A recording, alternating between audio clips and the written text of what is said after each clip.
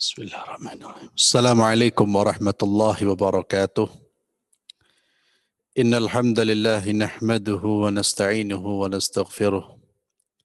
Wa na'udzu billahi min shururi anfusina wa min sayyiati a'malina. Man yahdihillahu fala mudilla lahu wa man yudlil fala hadiya lahu. Wa asyhadu an la ilaha illallah wahdahu la syarika lahu. وأشهد أن محمدا عبده ورسوله لا نبي بعده وبعد إخواني وأخواتي في الله أعزنا الله وإياكم. Alhamdulillah, kita bersyukur kepada Allah Subhanahu wa taala atas anugerah nikmat yang terus-menerus Allah limpahkan kepada kita semua, terutama nikmatul iman, nikmatul Islam. Dan mudah-mudahan Allah Azza wa Jalla memberikan keistiqomahan kepada kita agar senantiasa berjalan di jalan para nabi, para rasul, dan wafat dalam keadaan berada di jalan mereka. Ikhwani wa akhwati fillah, a'azzallahu wa iyyakum. Malam hari ini kita akan berbicara tentang sosok atau tokoh yang memiliki banyak keutamaan dengan bahasa Syekh Mahmud Al-Misri. Kita meminjam ungkapannya di mana Syekh Mahmud Al-Misri berkata, ketika memulai ingin menceritakan tokoh ini, dia berkata, saat ini kita akan bertemu dengan seorang laki-laki yang akhlak dan fisiknya sangat mirip dengan akhlak dan fisik Rasulullah SAW. Seorang laki-laki di mana orang-orang miskin berbahagia dengan melihatnya karena kasih sayang dan sifat santunnya kepada mereka. Dia adalah seorang laki-laki yang terbang di syurga bersama para malaikat-malaikat Allah dengan sepasang sayap. Pemilik nasab yang mulia, seorang sayyid, syahid, dan pemimpin para mujahid, Abu Abdullah. Dia adalah sepupu Rasulullah sallallahu alaihi wasallam, saudara Ali bin Abi Thalib. Beliau adalah Ja'far bin Abi Thalib. Ja'far bin Abi Thalib, tokoh yang akan kita kaji sebagian kecil dari kehidupannya.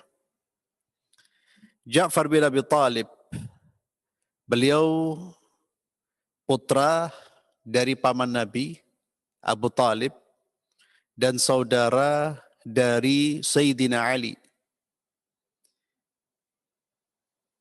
Beliau lebih tua 10 tahun daripada Ali bin Abi Thalib. Dalam catatan yang lain dikatakan beliau lebih tua 20 tahun. Ya, tapi yang lebih masyhur, beliau lebih tua 10 tahun daripada Sayyidina Ali. Ja'far bin Abi Thalib radhiyallahu tabaraka wa ta'ala beristrikan seorang sahabiah yang bernama Asma binti Umais. Yang nantinya Asma binti Umais ini ketika Ja'far bin Abi Thalib meninggal, dia dinikahi oleh Sayyidina Abi Bakar radhiyallahu tabaraka wa ta'ala.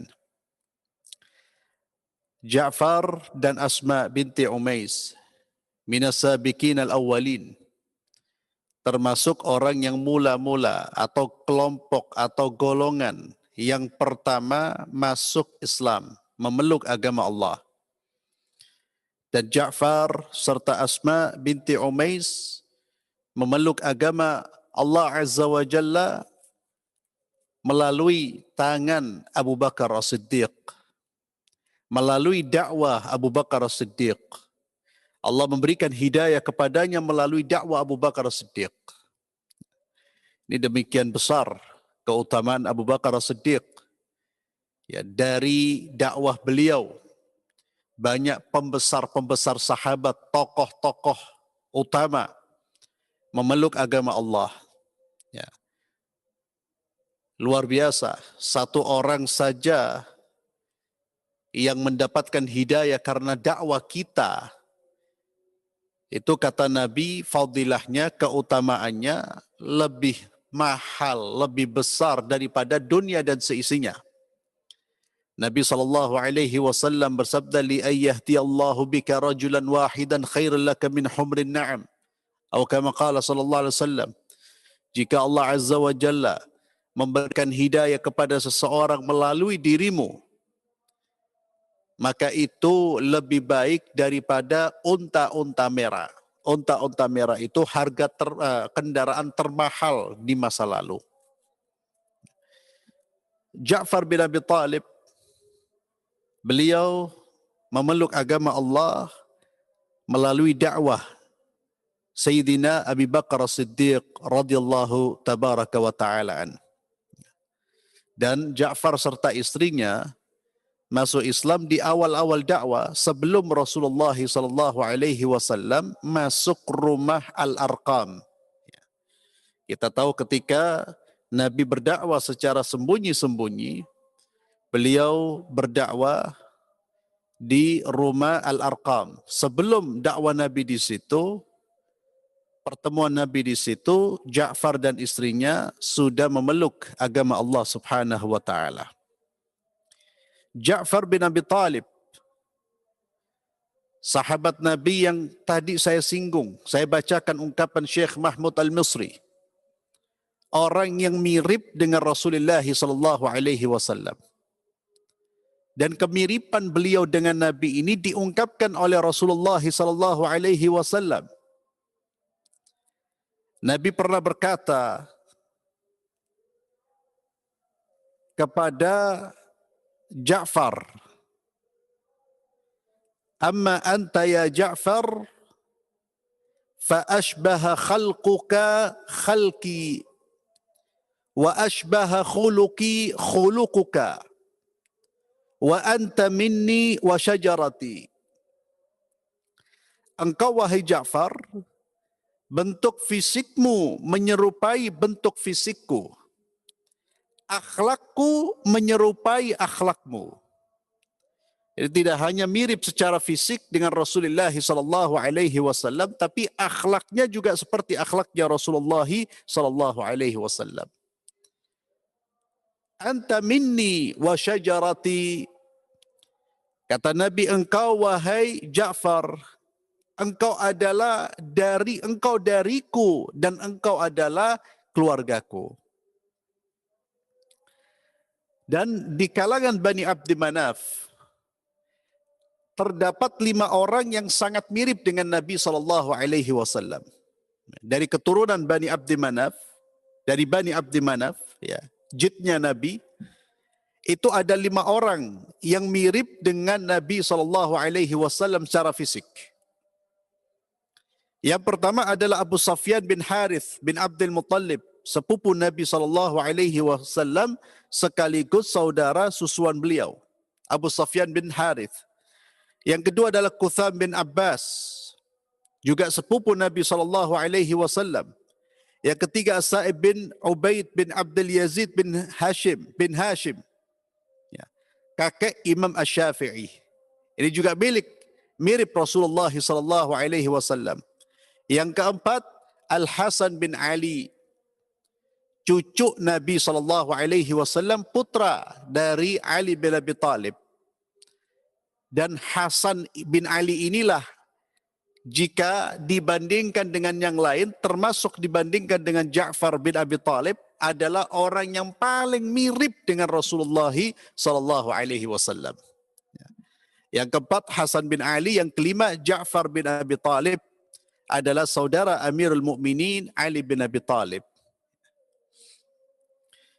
Ketika Ja'far bin Abi Talib radhiyallahu tabaraka wa ta'ala an memeluk agama Allah, beliau dengan istrinya beliau pun mendapatkan apa yang didapatkan oleh generasi pertama dari umat ini, dari umat Islam. Apa yang mereka peroleh? Apakah mereka mendapatkan kenikmatan, kebebasan? La.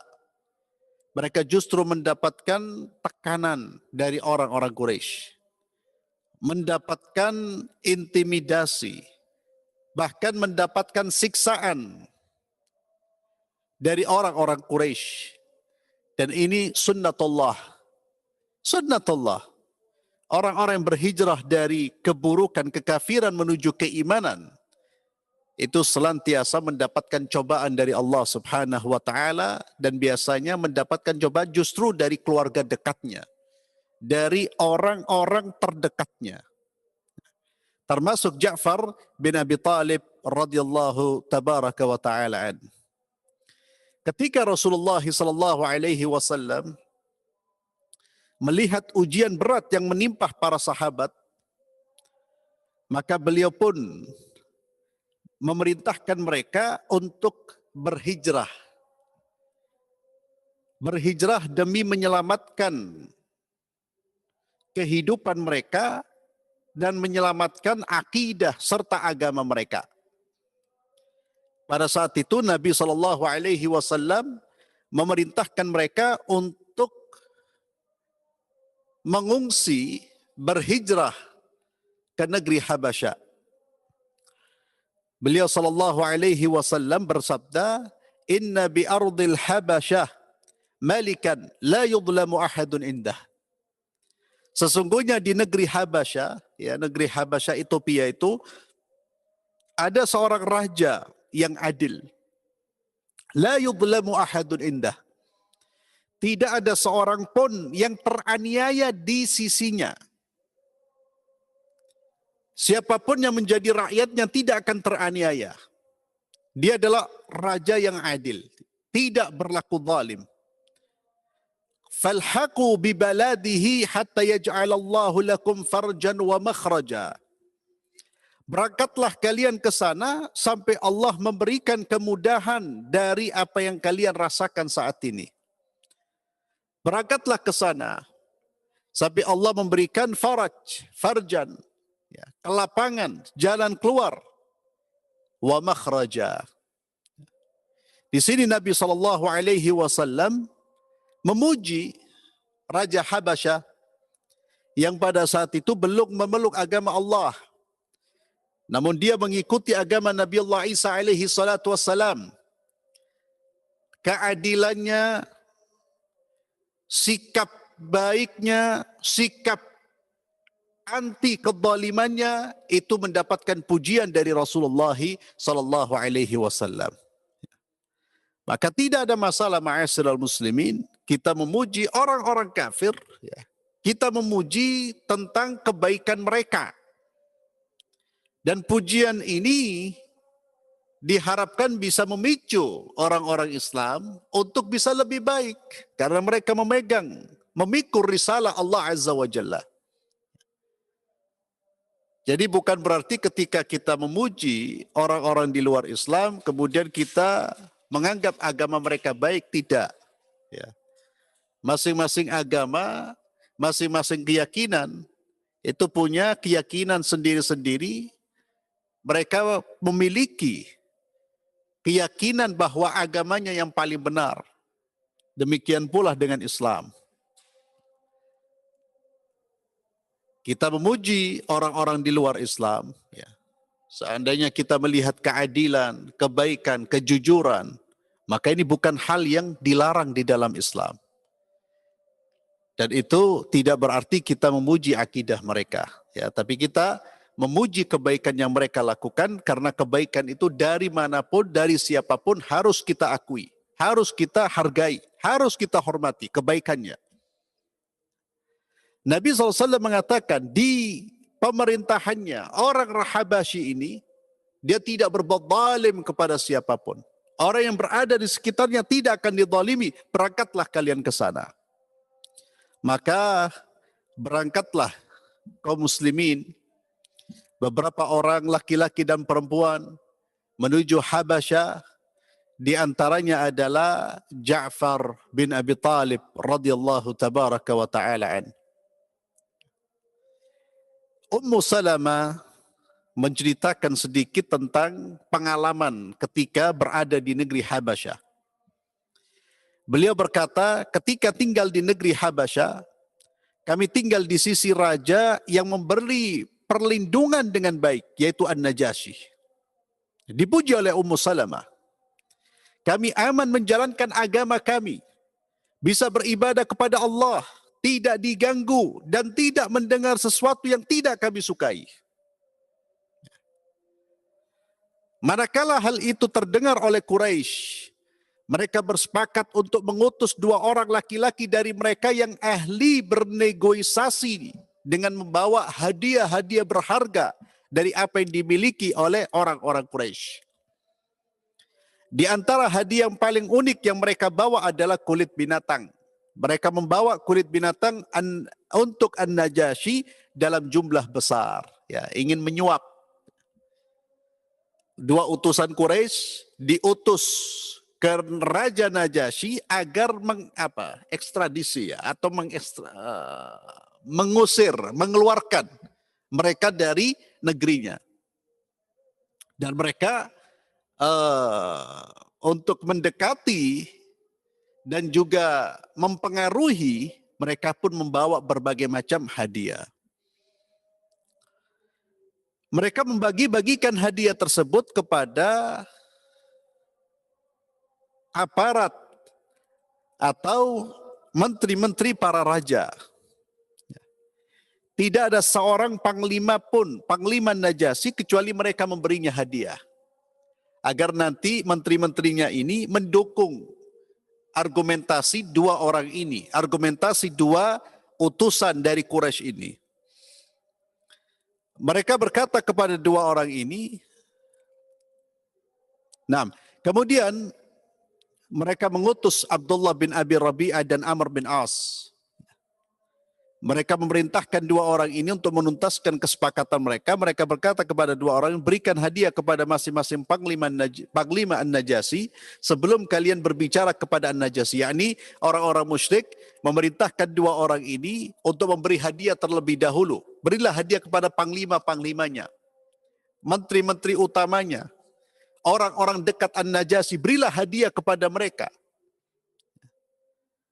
Kemudian berikanlah hadiah kepada Najasyi.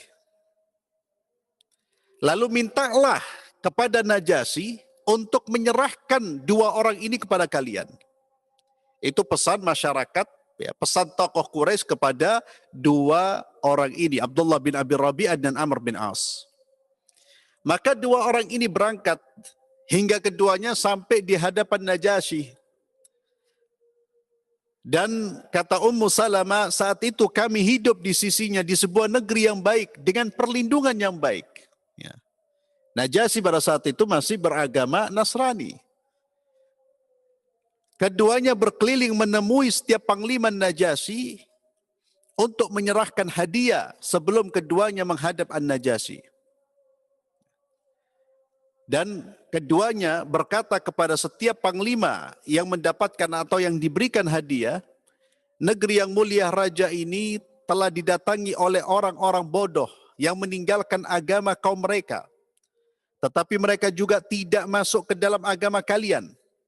Mereka datang membawa agama baru. Kami tidak mengetahui agama apa itu dan kalian juga tidak mengetahuinya. Orang-orang mulia dari kaum mereka telah mengutus kami untuk membawa mereka pulang. Jika kami berbicara kepada raja, berilah isyarat kepadanya agar menyerahkan mereka kepada kami tanpa berbicara kepada mereka. Jadi mereka minta kepada panglima-panglimanya, ya, setelah diberi hadiah, tolong sampaikan ke raja, berikan isyarat kepada raja untuk segera, ya, menyerahkan orang-orang muslim ini kepada kami. Mereka orang-orang ini kepada kami. Dan tidak perlu raja meminta mereka untuk berbicara.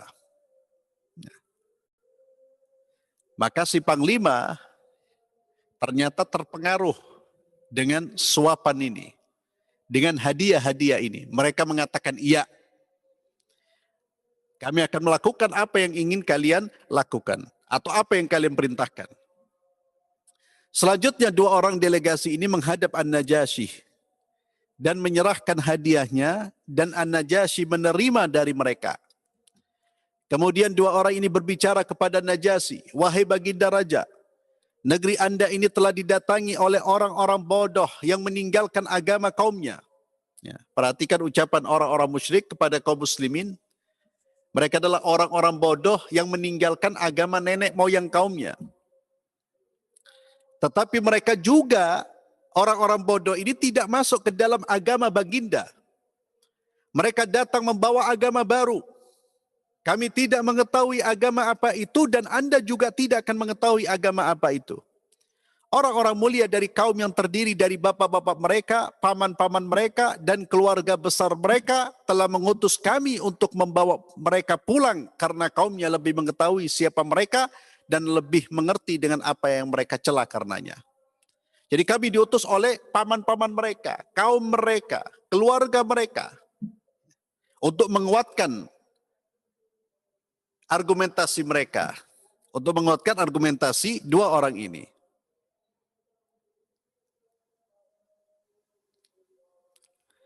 Kata Ummu Salamah radhiyallahu anha, kata beliau, tidak ada sesuatu yang paling dibenci oleh Abdullah bin Abi Rabi'ah dan Amr bin As melebihi kesediaan An-Najasyi untuk mendengar ucapan mereka.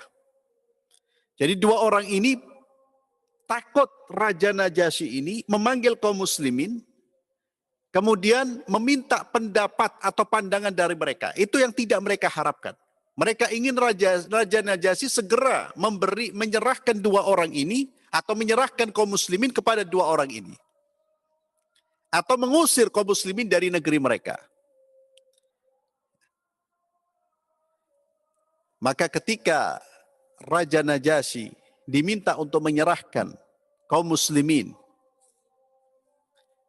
An-Najasyi marah. Raja Najasyi ini marah. Dia berkata, tidak, demi Tuhan, aku tidak akan menyerahkan mereka kepada dua orang itu. Suatu kaum yang tinggal di negeriku dan memilihku atas lainku tidak boleh diganggu hingga aku mengundang mereka. Saya tidak akan mengusir dan mengganggu mereka sampai saya memanggil mereka.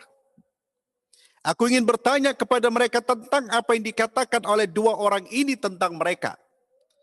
Jika mereka seperti yang dikatakan oleh dua orang ini, aku akan menyerahkan mereka kepada keduanya dan memulangkan mereka kepada kaumnya. Tapi jika sebaliknya, aku akan melindungi mereka dari keduanya dan aku memberikan kehidupan yang baik kepada mereka selama mereka tinggal di sini. Subhanallah. Ya, keadilan, kebijaksanaan dari Raja Najasyi. Dan anti suap, tidak mempan disuap. Padahal sekelilingnya sudah disuap semua itu. Maka Raja Najasyi meminta agar para sahabat Rasulullah SAW dipanggil untuk menghadap.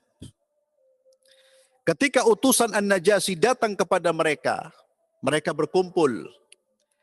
Sebagian berkata kepada sebagian yang lain, apa yang akan kita katakan kepada raja ketika kita berada di hadapannya? Yakni ketika utusan Raja Najasyi datang untuk memanggil mereka, kaum muslimin berkumpul, berunding dulu, ini gimana ini kita dipanggil oleh raja ini? Apa yang akan kita katakan kepadanya? Yang lain menjawab, kita berkata apa yang kita ketahui dan apa yang diperintahkan oleh Nabi kita, apapun akibatnya. Kita sampaikan ideologi kita, agama kita, keyakinan kita, apapun resikonya, kita sampaikan. Manakala mereka hadir, mereka melihat An-Najasyi telah mengundang para uskup di hadapannya. Dan mereka telah membuka kitab suci mereka di hadapan mereka. An-Najasyi bertanya kepada para sahabat, agama apa yang kalian anut ini? Kalian meninggalkan kaum kalian, tetapi kalian juga tidak masuk ke dalam agamaku dan tidak juga dalam agama manapun. Lantas agama apa yang kalian anut ini? Ummu Salamah radhiyallahu anha, beliau melanjutkan, ya, ini berkaitan dengan Ja'far. Kenapa saya ceritakan ini? Karena ini berkaitan dengan Ja'far dan ini salah satu keutamaan beliau radhiyallahu anhu.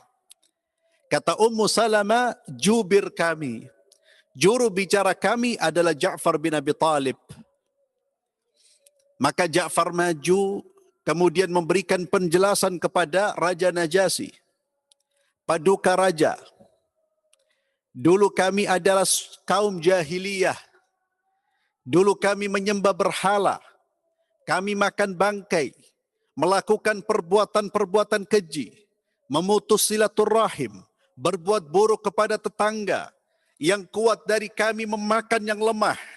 Kami dalam keadaan demikian hingga Allah mengutus kepada kami seorang Rasul dari kalangan kami. Kami mengenal nasabnya, kami mengenal kejujurannya, kami mengenal amanahnya dan kebersihan dirinya. Yang dia serukan kepada kami adalah agar kami hanya menyembah Allah. Agar kami mentauhidkan dan menyembah Allah. Serta meninggalkan apa yang kami dan nenek moyang kami sembah selain Allah berupa patung dan batu-batu. Dia memerintahkan kepada kami agar jujur dalam berbicara, menunaikan amanah, menyambung silaturahim, berbuat baik kepada tetangga, menahan diri dari hal-hal yang diharamkan, dan menahan diri dari perbuatan menumpahkan darah. Dia melarang kami berbuat keji. Dia melarang kami berkata bohong, memakan harta anak yatim, dan menuduh wanita-wanita yang terjaga dengan tuduhan zina. Dia juga memerintahkan kami untuk menyembah Allah semata, tidak mempersekutukan Allah dengan sesuatu apapun. Dan dia memerintahkan kami untuk salat, membayar zakat, dan berpuasa. Kata Ummu Salamah, Ja'far pun terus menyebutkan perkara-perkara Islam. Kemudian kata Ja'far, setelah menyebutkan perkara-perkara Islam, lalu kami mempercayainya, kata Ja'far. Kami beriman kepadanya dan kami mengikuti apa yang dia bawa dari sisi Allah. Kami beribadah kepada Allah semata dan tidak mempersekutukan Allah dengan sesuatu pun. Kami mengharamkan apa yang dia haramkan atas kami. Dan kami menghalalkan apa yang dia halalkan untuk kami. Namun, kaum kami memusuhi kami. Mereka menyiksa kami. Mereka menfitnah kami dalam agama kami demi mengembalikan kami kepada menyembah berhala. Demi memalingkan kami dari menyembah Allah. Dan mereka memalingkan dan mereka mengajak kami untuk kembali menghalalkan hal-hal yang buruk yang dulu kami halalkan. Ketika mereka memaksa, menzalimi dan menekan kami, mereka menghalangi kami untuk beragama dengan baik sehingga kami keluar menuju negerimu. Kami memilihmu bukan orang lain. Kami berharap perlindunganmu dan kami berharap agar kami tidak dizalimi di sisimu. Wahai paduka raja. Ummu Salamah radhiyallahu anha kemudian melanjutkan. Maka ketika An-Najasyi mendapatkan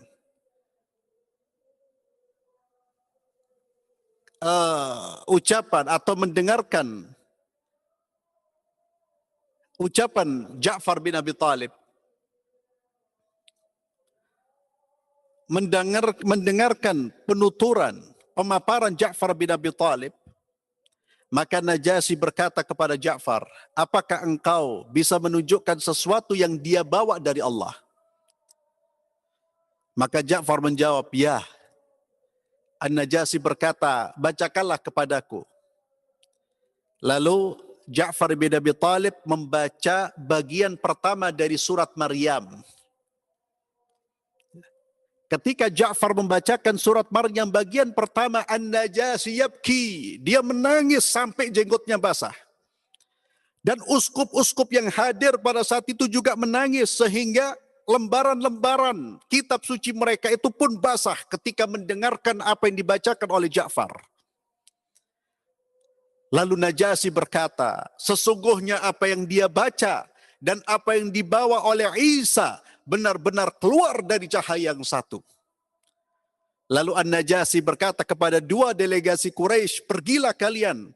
Aku tidak akan menyerahkan mereka kepada kalian dan mereka tetap dalam keamanan dan jaminan saya. Manakala ma'asyiral muslimin, dua orang itu meninggalkan majlis An-Najasyi. Amr bin As yang belum masuk Islam, kemudian beliau nanti masuk Islam. Amr bin As berkata, demi Allah, esok hari aku akan menghadirkan sesuatu dan menghancurkan mereka semuanya sampai ke akar-akarnya. Jadi mereka belum kapok, ya, belum merasa kalah. Mereka mencari lagi sesuatu yang membuat Najasyi ini akan mengusir kaum muslimin. Dengan bahasanya akan hancur, akan tercabut kaum muslimin dari akar-akarnya. Kata Ummu Salamah, Abdullah bin Rabi'ah yang bersama dengan Amr berkata, jangan, sudah. Masih punya hati Abdullah bin Rabi'ah ini. Dia berkata kepada Amr, sudah jangan. Karena mereka bagaimanapun adalah keluarga besar kita. Di antara kami dengan mereka ada hubungan rahim, sekalipun mereka menyelisih kami.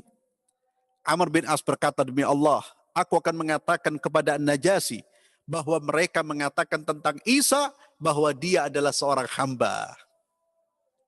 Dikira Amr bin As ini bahwa Najasyi akan marah ketika mendengar bahwa kaum muslimin mempercayai Isa sebagai hamba Allah, bukan Tuhan. Keesokan harinya, keduanya menghadap Najasyi lagi.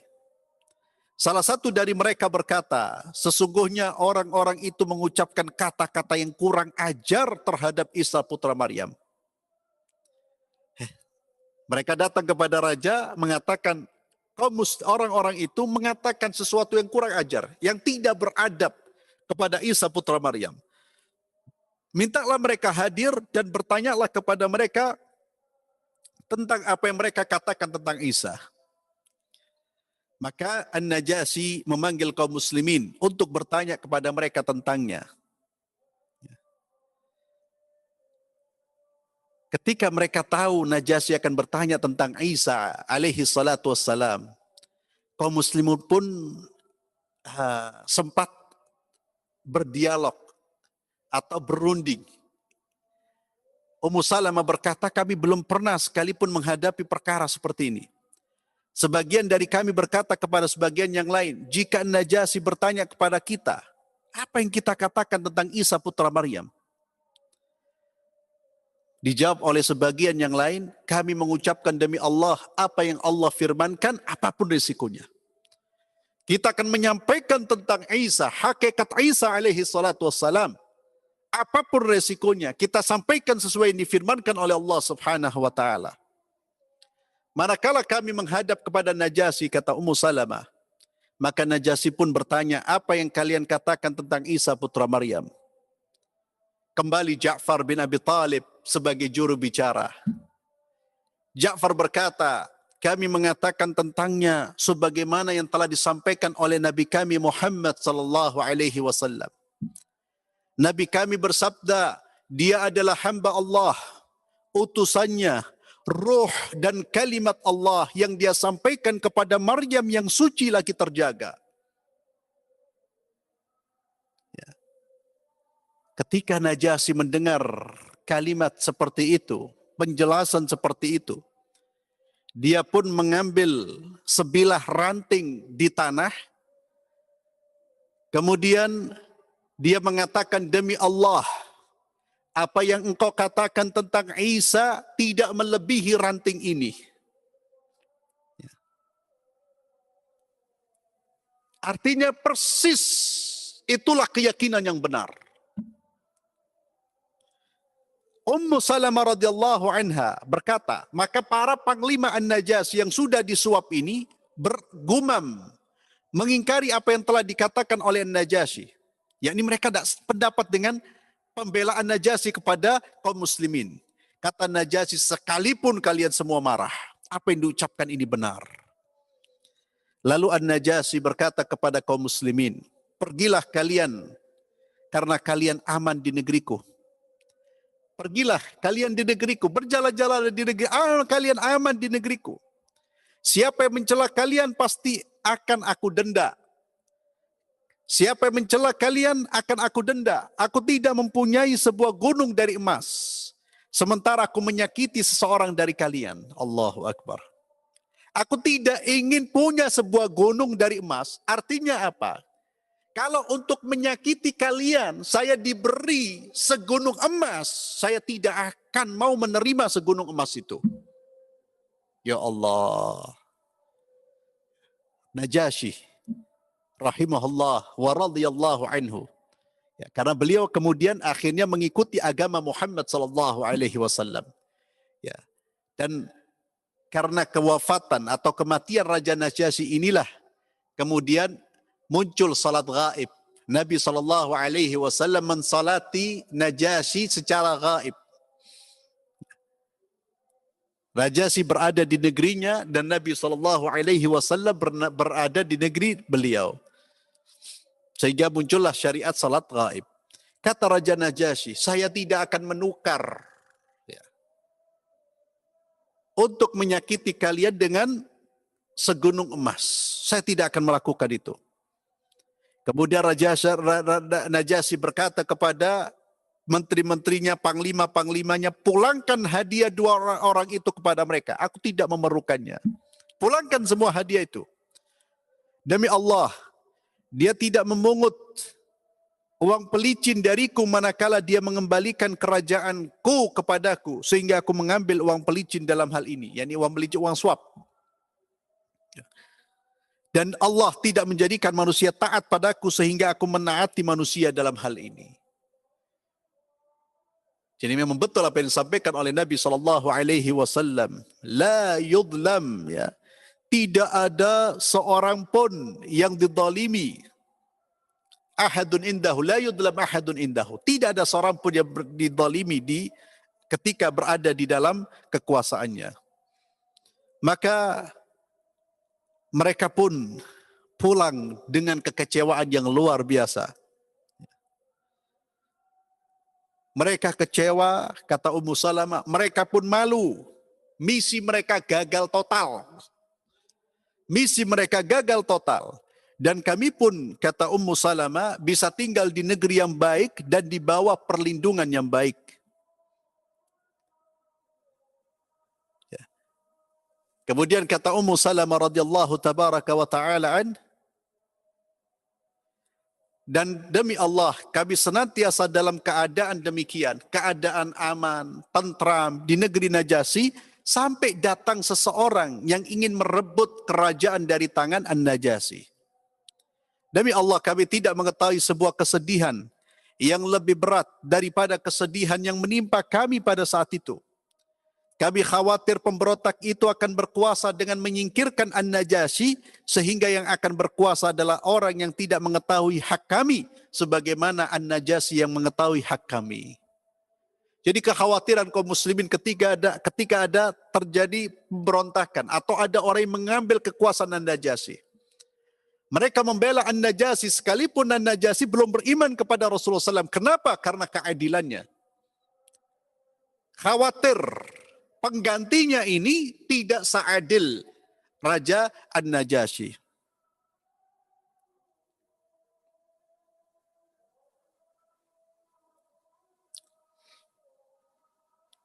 Nah, kata Ummu Salamah radhiyallahu anhu di akhir riwayat ini, ya. Ini sanadnya sahih. Di akhir riwayat ini, Ummu Salamah sampai berkata, kami memohon kepada Allah agar memberikan kemenangan kepada An-Najasyi atas musuhnya, sehingga dia bisa berkuasa di negerinya dan perkara negeri Habasyah berada di tangannya. Di sana kami berada di tempat yang baik sampai kami pulang kepada Rasulullah SAW di Mekah. Jadi kaum muslimin mendoakan Raja Najasyi ketika dia berkonflik, ketika ada kekuatan yang ingin merebut kekuasaannya. Maka umat Islam boleh mendukung salah satu tokoh atau pemimpin yang belum beriman, yang tidak beriman, namun kepemimpinannya tidak akan menzalimi umat Islam. Doakan dia menang. Doakan dia menang. Dukung dia. Ya. Ini sebagaimana yang terjadi di negara-negara yang mayoritas atau umat Islam sebagai warga minoritas. Mereka pun berpartisipasi karena seringkali calon itu ada yang bersikap baik, ada yang sikapnya kurang baik terhadap umat Islam. Maka mendukung mereka silakan. Bahkan Ummu Salamah mendoakan Raja Najasyi. Belum beriman pada saat itu. Belum beriman kepada Rasulullah SAW. Dia mendoakan Raja Najasyi agar kekuasaannya tetap bertahan. Agar pemberontak itu dimusnahkan oleh Allah Subhanahu wa Ta'ala karena keadilan, karena sikap Raja Najasyi yang memang betul-betul adil dan memberikan keamanan bagi warganya. Maka ma'asyiral muslimin rahimani wa rahimakumullah, kita lihat bagaimana kontribusi Ja'far bin Abi Thalib dalam membela kaum muslimin, dalam membela agama Allah. Dan ini juga menunjukkan, peristiwa ini juga menunjukkan kecerdasan Ja'far bin Abi Thalib. Kemampuan orasi beliau. Beliau mampu menyampaikan dengan baik. Beliau mampu menata kata-kata dengan baik. Dan ini tentunya berkat pertolongan Allah Subhanahu wa Ta'ala. Allah akan bersama dengan hamba-hamba yang beriman, yang tulus beribadah, yang tulus beragama, tulus ikhlas beragama, maka Allah akan ringankan lisannya untuk menjadi orang-orang yang membela agama Allah. Allah jadikan lisannya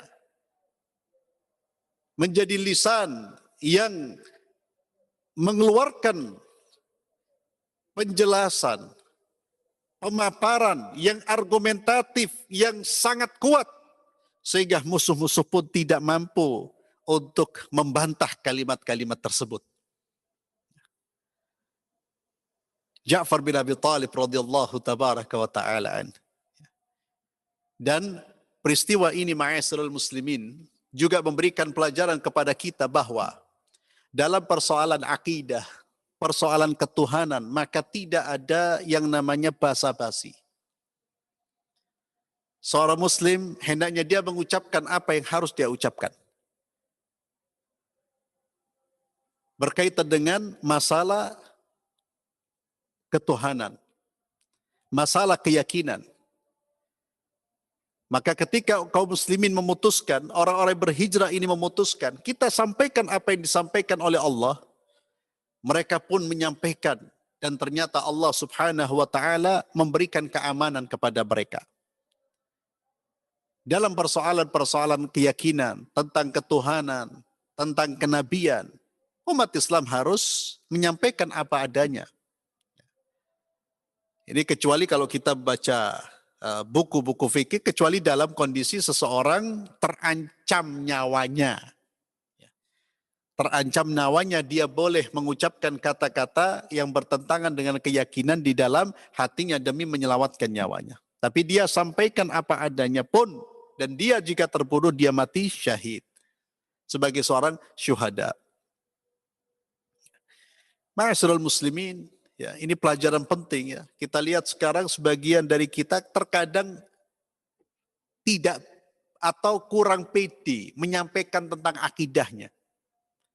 Menyampaikan tentang masalah ketuhanan, masalah kenabian. Terkadang membuat pernyataan-pernyataan yang ambigu. Yang bisa dimaknai itu, bisa dimaknai ini. Karena kurang pede dengan agamanya, kurang pede dengan keyakinannya. Padahal dalam kondisi aman, dalam kondisi tenang, dalam kondisi tidak terancam. Ini sesuatu yang sangat menyedihkan. Kemudian ikhwani fillah azzallahu ayyakum. Itulah hijrah yang pertama dari kaum muslimin. Dan Ja'far termasuk dari golongan orang-orang yang berhijrah ke negeri Habasyah. Dan tentunya mereka adalah orang-orang yang dianggap atau disebut sebagai orang-orang yang keluar dari tempat tinggalnya fisabilillah dalam rangka mencari ridha Allah. Mereka adalah mujahid-mujahid fisabilillah. Kemudian ma'asyiral muslimin rahimani wa rahimakumullah. 10 tahun Ja'far dan istrinya bersama dengan kaum muslimin hidup di negeri An-Najasyi, dalam keadaan aman, tentram, mereka dinaungi kebahagiaan, mereka bisa beribadah kepada Allah tanpa batas, tanpa gangguan, tanpa siksaan.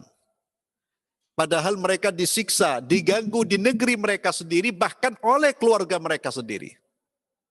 Namun di negeri orang mereka justru merasa aman. Mereka justru merasakan ketentraman.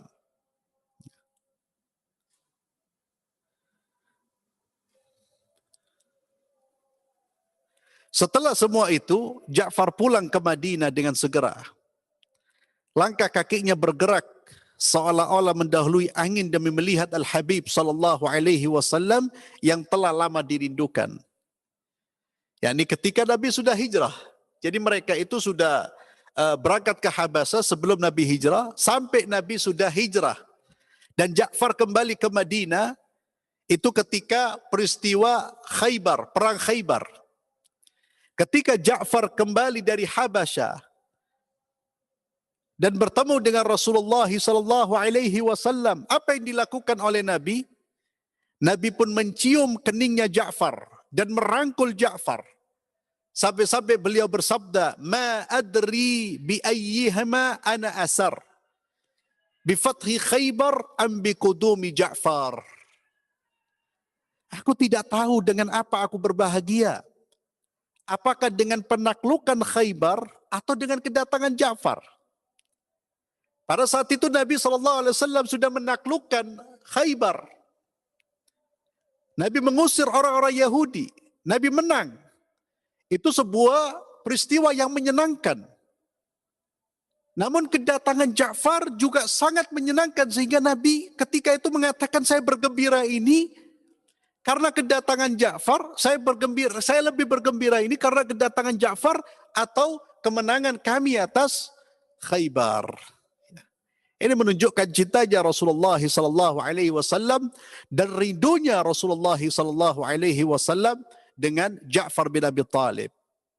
Apa keistimewaan Ja'far bin Abi Talib ma'asyiral muslimin? Selain menemani Nabi, berhijrah, membela agama Allah, menjadi juru bicara, Ja'far bin Abi Talib adalah orang yang dikenal, bahkan dipanggil oleh Nabi dengan Abul Masakin. Abul Masakin artinya bapaknya orang-orang miskin. Kenapa beliau mendapatkan julukan bapaknya orang-orang miskin? Bukan karena beliau menjadi koordinator para pengemis.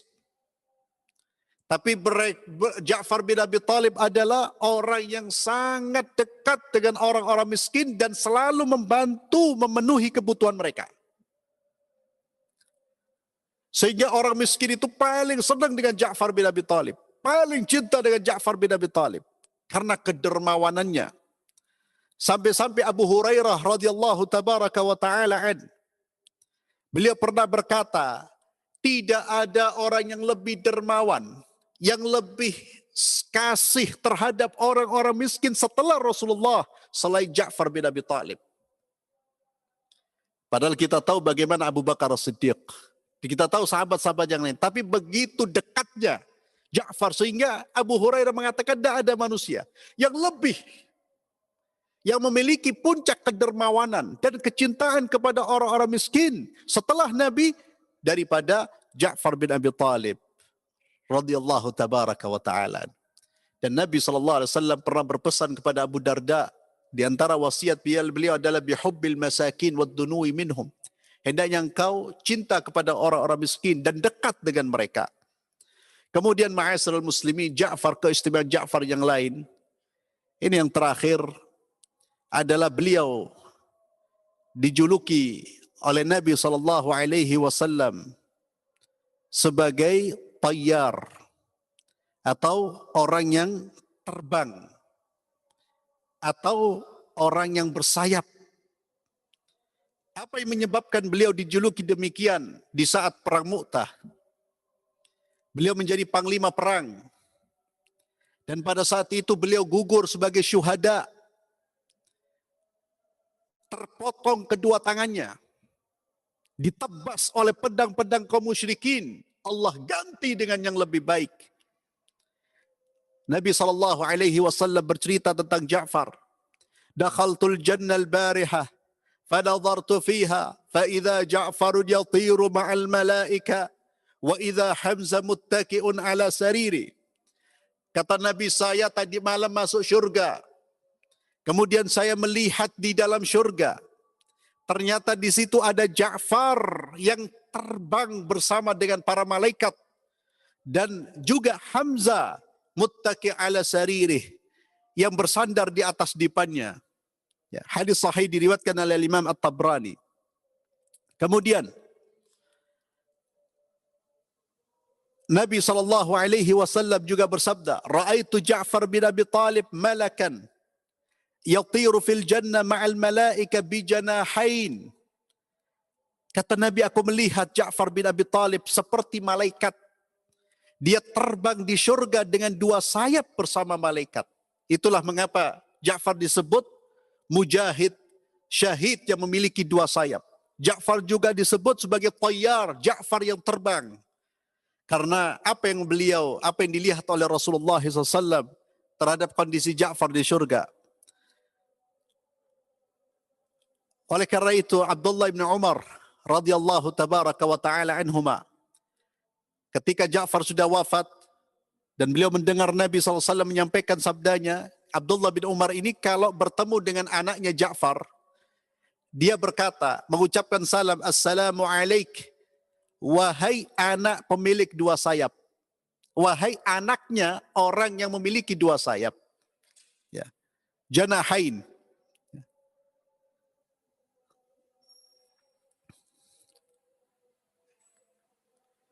Itulah keistimewaan dan keutamaan yang dimiliki oleh Ja'far bin Abi Talib radhiyallahu tabaraka wa ta'ala. Itulah mengapa beliau disebut sebagai Ja'far yang terbang. Ja'far yang memiliki 2 sayap karena tertebas. Dan siapa yang kehilangan sesuatu karena Allah, maka Allah akan mengganti dengan yang lebih baik dari apa yang dia hilang, apa yang terhilang dari dirinya. Maka tidak ada yang rugi orang-orang yang kehilangan dunianya di jalan Allah Subhanahu wa taala. 2 tangan hilang karena berjihad di jalan Allah, Allah ganti dengan sayap yang membuat dia terbang di surga Allah. Ya Allah, tidak ada bandingannya antara pengganti dengan yang diganti.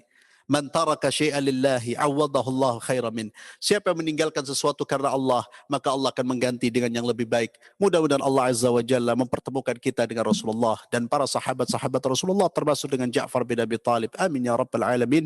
Kita akhiri dengan doa kafaratul majlis. Subhanakallahumma bihamdik, asyhadu an la ilaha illa anta astaghfiruka wa atubu ilaik. Assalamualaikum warahmatullahi wabarakatuh.